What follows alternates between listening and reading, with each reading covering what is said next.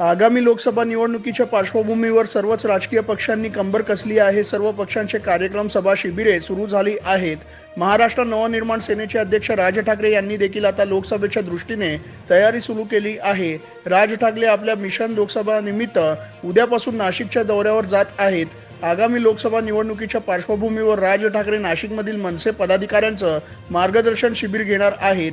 नाशिकच्या दौऱ्यात राज ठाकरे यांच्या उपस्थितीत विविध पक्षांचे अनेक स्थानिक पदाधिकारी मनसेमध्ये प्रवेश करणार आहेत। लोकसभा निवडणूक लढविण्यास इच्छुक असलेल्या अन्य पक्षातील काही दमदार नेत्यांचेही प्रवेश होणार असल्याची चर्चा सध्या सुरू आहे।